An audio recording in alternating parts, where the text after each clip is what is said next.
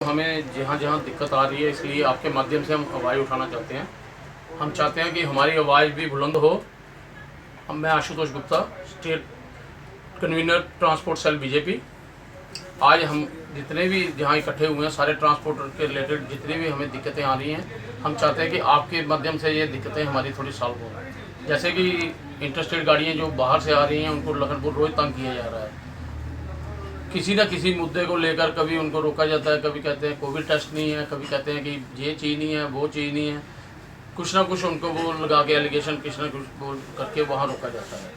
हम चाहते हैं कि बिना किसी रोक टोक के गाड़ियाँ आएँ, जैसे कि पूरे हिंदुस्तान में चल रही हैं, ऐसे ही जम्मू कश्मीर में भी चले।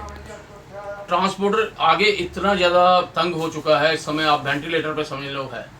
जैसे कि हमारे कुछ मुद्दे हैं, जैसे EMI 6 महीने हो गए गाड़ियाँ खड़ी हैं, फिर भी अब बैंक वालों ने वो स्टार्ट कर दी इंस्टॉलमेंट काटना।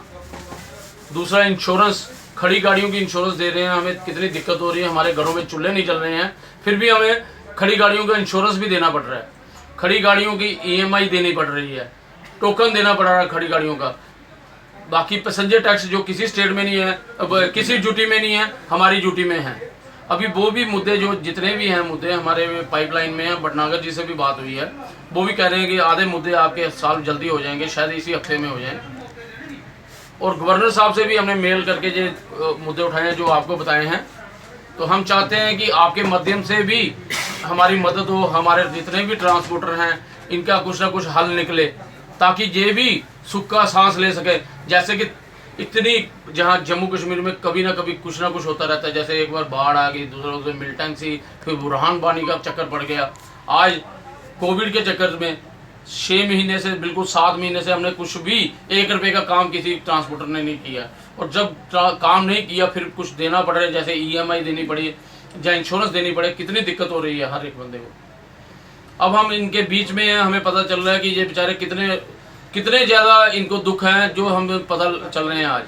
क्या डिमांड करते हैं? डिमांड यही रखते हैं कि एक तो EMI का करें कुछ, और दूसरा इंश्योरेंस, जो कि हमें गवर्नर साहब से भी आश्वासन आया था कि इसकी आधी इंश्योरेंस होगी, उसका भी थोड़ा सा जल्द से जल्द बताया जाए हमें क्या हो रहा है, इसका क्या नहीं हो रहा है। 15 साल की जो गाड़ियाँ पास नहीं हो रही हैं, उनका भी 20 साल के हमने बोला हुआ है। वो कह रहे हैं कि ये भी पाइपलाइन में है, शायद थोड़े दिन में इसका भी नतीजा आ जाए।